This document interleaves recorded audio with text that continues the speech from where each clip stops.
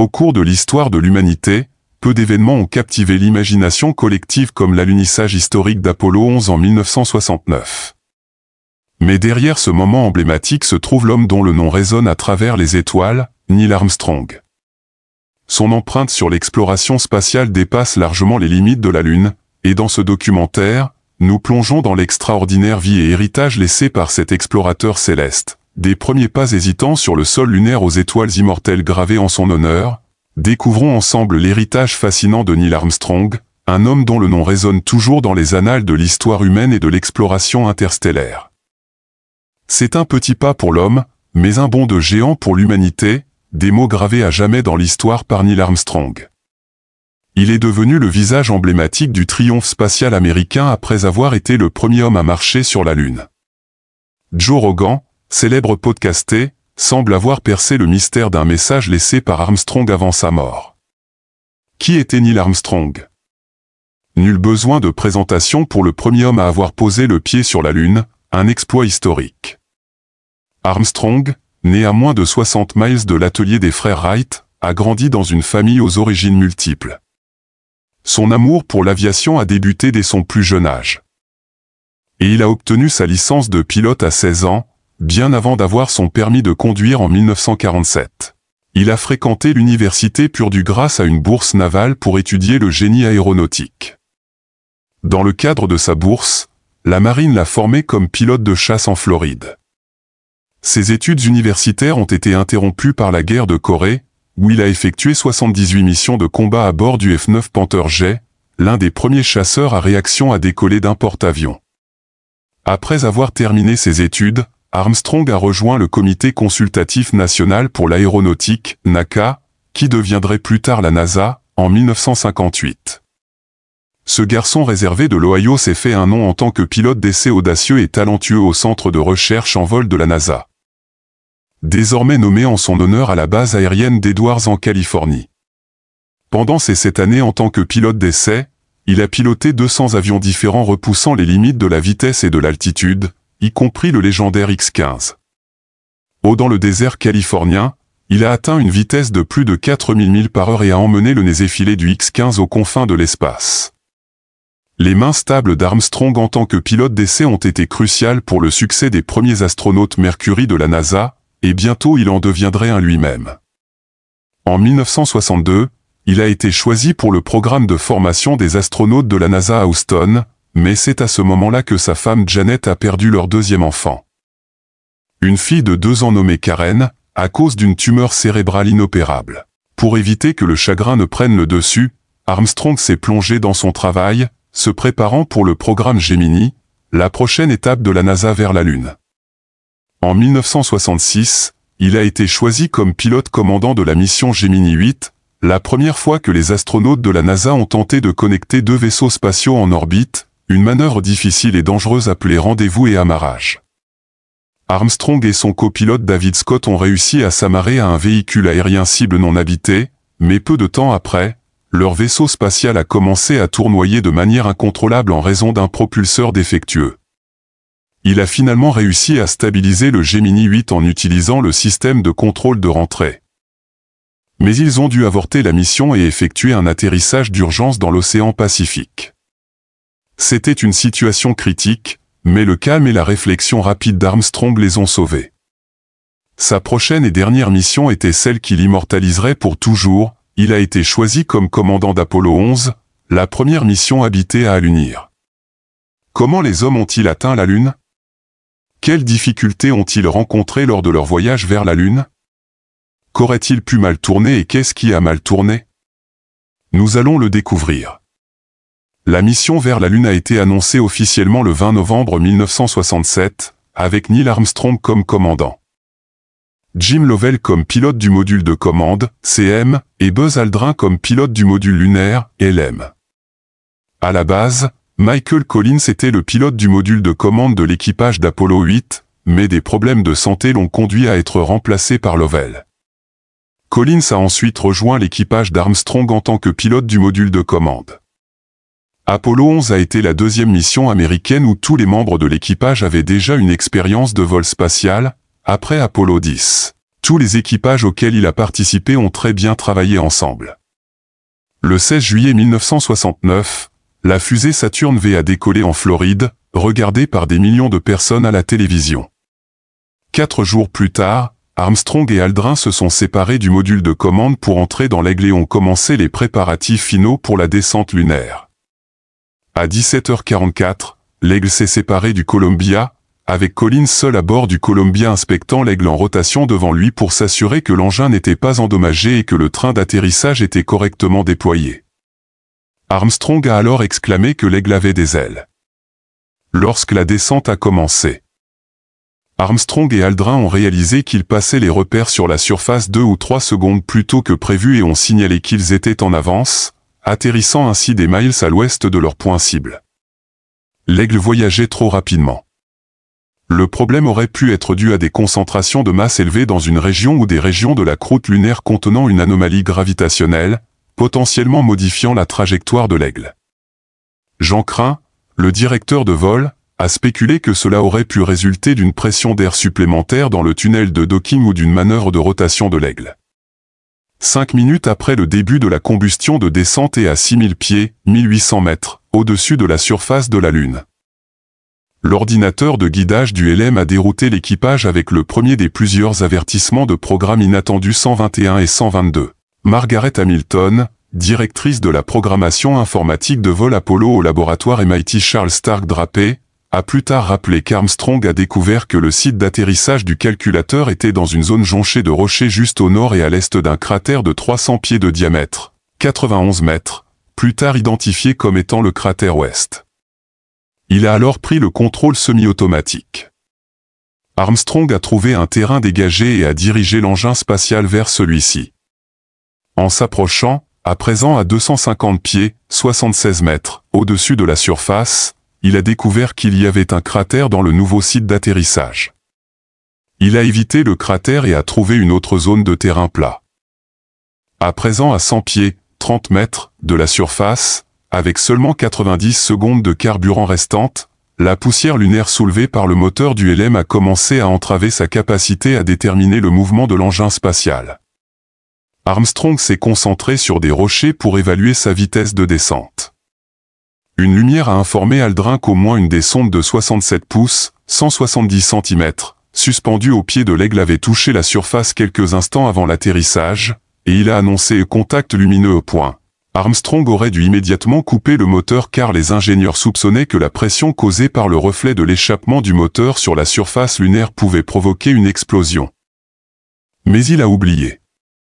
3 secondes plus tard, l'Aigle a atterri et Armstrong a coupé le moteur.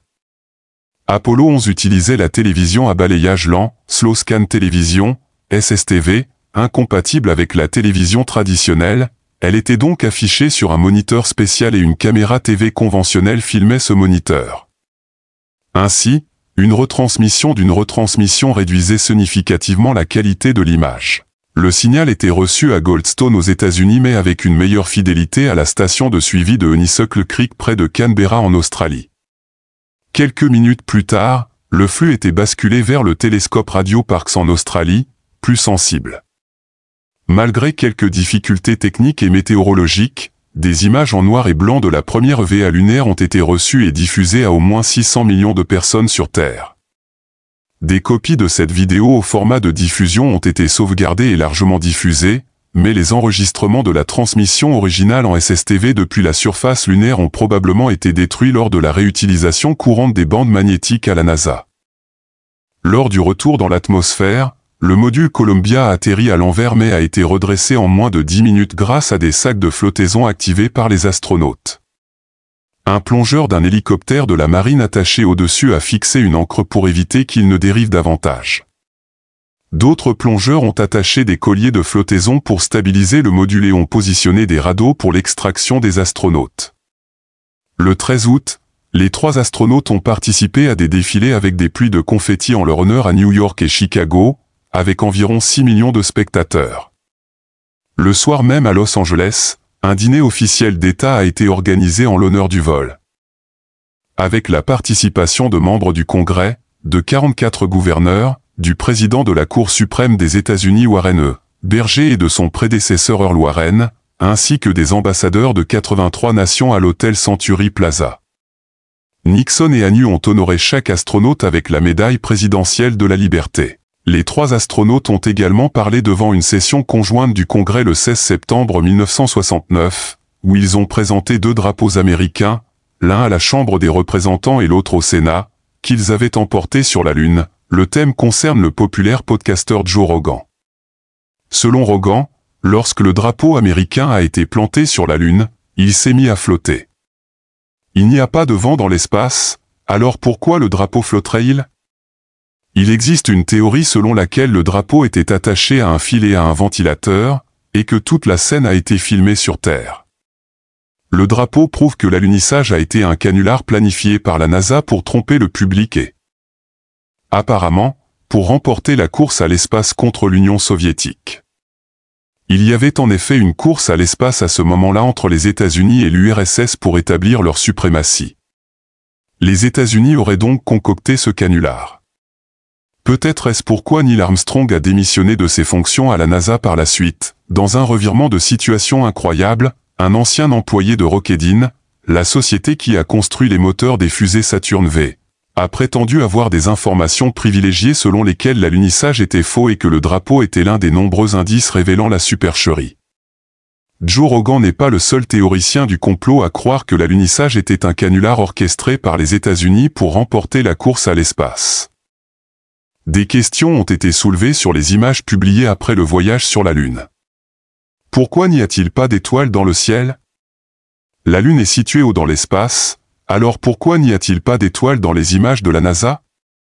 Sur l'une des images de l'alunissage, on peut clairement voir Armstrong reflété dans la visière d'Aldrin. Certains sceptiques ont remarqué qu'Armstrong ne semble pas tenir un appareil photo, donc quelqu'un d'autre doit prendre la photo. Qui d'autre est parti en voyage avec eux? Selon la NASA, seuls Neil Armstrong et Aldrin sont allés sur la Lune, mais cela suscite des suspicions et des questions sur la crédibilité de la NASA et du gouvernement américain concernant les images de l'alunissage. Il est possible de voir certains objets même s'ils sont dans l'ombre. Les sceptiques argumentent que si le Soleil était la seule source de lumière, cela ne serait pas le cas, donc le fait que l'on puisse voir certains objets dans l'ombre doit être le résultat d'un éclairage spécial à la Hollywood. L'une des photos les plus célèbres montre un morceau de roche lunaire égaré qui semble avoir la lettre C écrite ou estampillée dessus, donnant l'impression que la plupart des grosses roches lunaires vues dans les images de l'alunissage sont simplement des accessoires. Un décorateur aurait pu étiqueter ce morceau de roche lunaire égaré avec une lettre et l'oublier accidentellement retourné pour que la caméra le voie. Les scientifiques et les représentants de la NASA affirment que le C est juste un défaut photographique, un cheveu égaré qui s'est retrouvé dans le processus de développement ou un canular en soi. Il est possible que quelqu'un ait pris la photo originale intacte et ajouté le C par la suite. Mais tout cela ne fait qu'ajouter aux questions déjà posées sur la crédibilité de la NASA. Certains sceptiques soulèvent également des questions sur la longueur des ombres dans les images. Certains observateurs remarquent que certaines ombres projetées par les astronautes ont des longueurs différentes même s'ils sont debout près les uns des autres. Cela pourrait suggérer qu'un système d'éclairage défectueux était installé sur une scène quelque part et que la NASA n'a pas remarqué d'incohérence. Certains sceptiques ont également évoqué la possibilité qu'afin de créer l'effet de faible gravité sur la Lune, les astronautes aient été portés par de fines vis et filmés en train de sauter. Ensuite, la NASA aurait ralenti la vidéo selon les théoriciens du complot pour donner l'impression qu'ils flottaient dans l'air. Les sceptiques sont allés jusqu'à construire leur propre système de câblage, se filmer et ralentir les images pour les comparer à celles de la NASA. Joe n'est pas la première personne à douter du canular de l'alunissage, et peut-être que ces questions persistent parce que certaines réponses semblent encore floues. C'est le nombre important de sceptiques avant Joe qui aurait donné à Neil Armstrong une conscience coupable. Peut-être qu'il ne pouvait pas continuer avec le mensonge, d'où la décision de s'éloigner de la vie à la NASA après Apollo. Et ensuite, qu'est-ce qui attendait Neil Armstrong? Certains anciens astronautes, dont Glenn et Harrison Schmitt d'Apollo 17, ont cherché des carrières politiques après avoir quitté la NASA. Armstrong a été approché par des groupes des partis démocrates et républicains, mais il a décliné les offres. Il soutenait les droits des États et s'opposait à ce que les États-Unis agissent en tant que gendarmes du monde, lorsqu'Armstrong a postulé dans une église méthodiste locale pour diriger une troupe de scouts à la fin des années 1950. Il a donné son affiliation religieuse comme déiste. Sa mère a plus tard déclaré que ses opinions religieuses lui causaient de la peine et du stress dans sa vie ultérieure, car elle était plus religieuse. À son retour de la Lune, Armstrong a prononcé un discours devant le Congrès américain dans lequel il les remerciait de lui avoir permis de voir certaines des vues les plus grandioses du Créateur.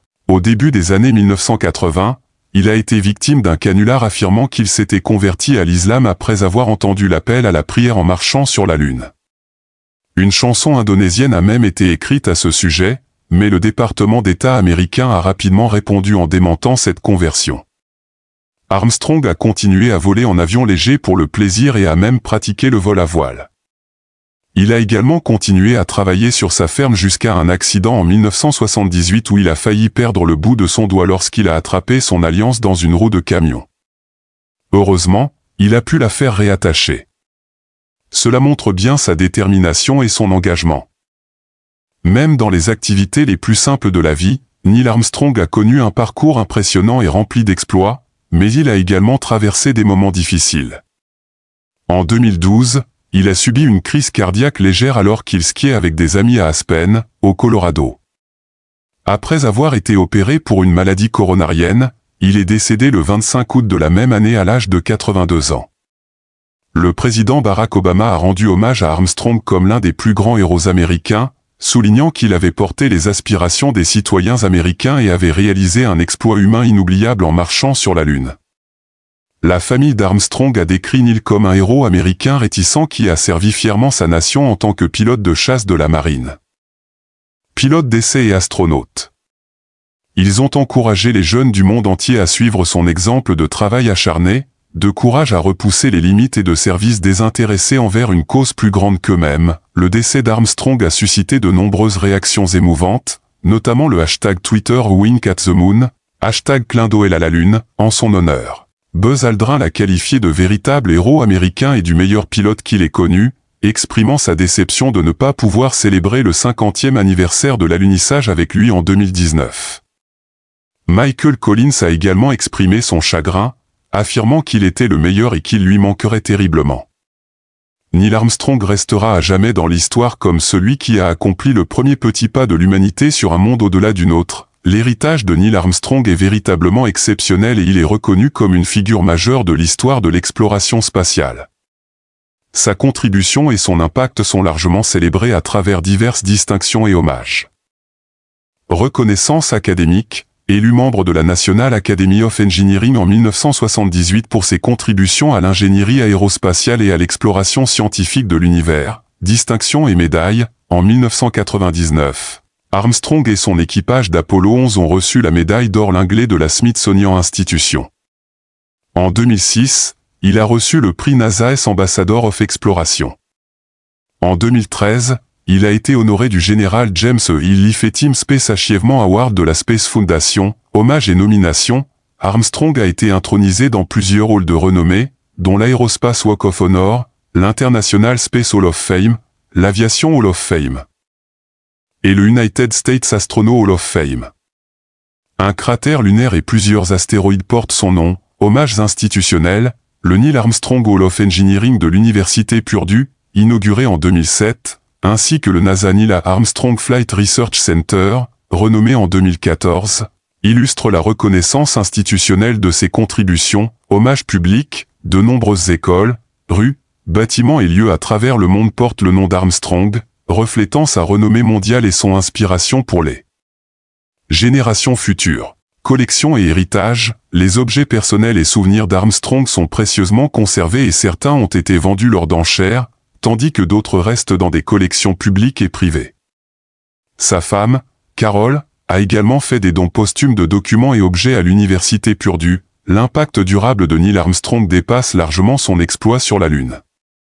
Il incarne l'esprit de l'exploration, du dévouement à la science et de l'inspiration pour les générations futures dans leur quête de repousser les frontières de la connaissance et de l'exploration spatiale, alors que nous clôturons ce voyage à travers la vie et l'héritage de Neil Armstrong. Nous réalisons que son empreinte dépasse les frontières de l'espace pour toucher le cœur de l'humanité. Neil Armstrong a incarné le courage, la détermination et l'esprit pionnier qui inspirent encore aujourd'hui les rêveurs et les chercheurs d'étoiles, des écoles qui portent son nom aux vaisseaux spatiaux qui honorent sa mémoire. L'héritage de Neil Armstrong brille comme une étoile dans le firmament de notre histoire. Son histoire nous rappelle que les plus grands accomplissements naissent de la passion, du travail acharné et de la persévérance face à l'immensité de l'inconnu, alors que l'éclat de la Lune nous rappelle les pas audacieux de Neil Armstrong. N'oublions jamais que chaque petit pas vers l'avant, sur Terre ou dans les étoiles, contribue à forger un avenir où les étoiles ne sont jamais hors de portée. Merci de nous avoir accompagnés dans cette exploration, et continuons à rêver grand, à explorer loin et à repousser les frontières de l'impossible.